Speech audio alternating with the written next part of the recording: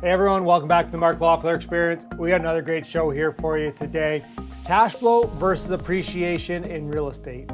Which investor are you?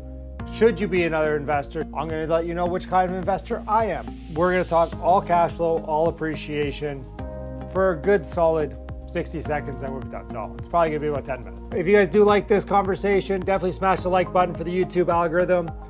Comment down below, let me know if you're an appreciation investor or if you're a cash flow investor.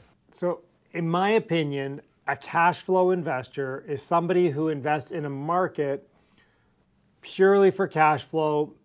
They, take out 2020 because that was an anomaly in a lot of different markets, like let's say New Brunswick or these other areas. I mean, we had obviously Glenn on talking about Cleveland and some of these other areas, and these guys are cash flow investors. They're going to these areas to invest for cash flow and not appreciation. Why would anybody want to do that?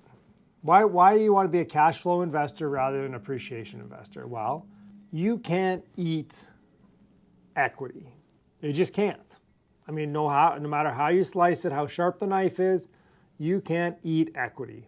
Like if you were like Kellen James, so when he started investing, he was a cash flow investor.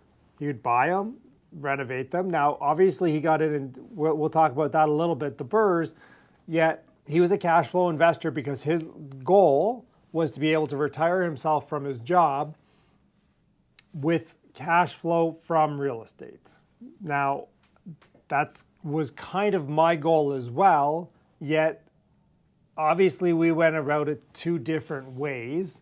And my way was I kept either flipping properties or turning properties, gaining equity, buying bigger. And to be honest with you, even now, I buy properties when I start that have zero cash flow. Most of my apartment buildings I buy have zero cash flow, yet they have upward appreciation from forced labor on my part. Forced labor, you guys think it's a concentration camp around here. I have opportunity to increase that. So that's what I look for. And I guess I'm an appreciation investor. I've always been going to locations, and this is important because when you read these real estate books and they say location, location, location, they're 100% correct. So I've always invested in locations where I thought either one, they're going to get immigration or in-migration in. So people are going to move there because if more people move there, more people need housing, more people need to rent, jobs. So I look for places that have strong job growth because again, more people work there, want to live there, live close to where they work. They're going to rent, they're going to buy. So therefore I'm going to see appreciation in not only my prices, but appreciation in my rents. And my appreciation in my rents is how I make equity appreciation on apartment buildings. Is one right or is one wrong? Well, here's the thing. It all comes down to what your strategy is. If your strategy is to be, let's say, I don't know if you guys heard of Derek Foster.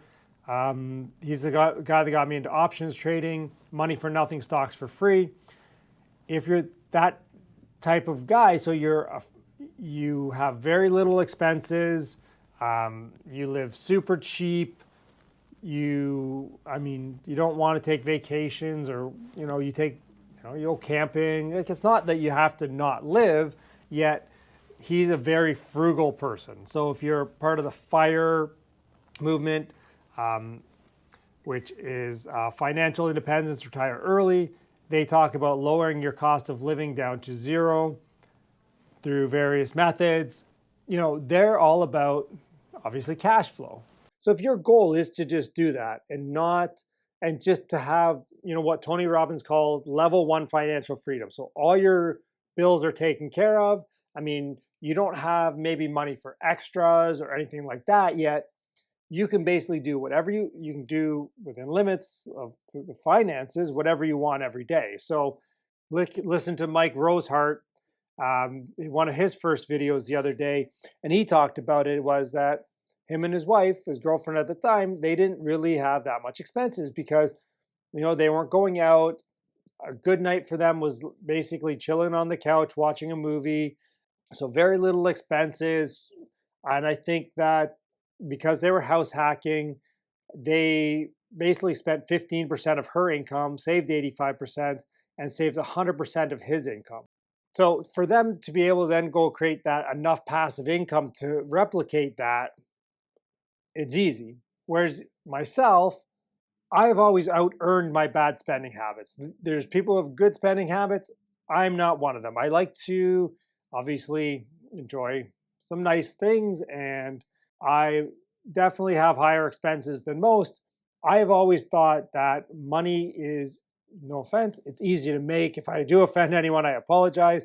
Yet this is just my mindset that money flows freely and easily to me. Yet I am an appreciation investor. Now, I'm different than, well, I do want to invest in areas that I think are going to appreciate over time. That's why I'm looking in different areas, because I feel that we might be a little overheated in Ontario.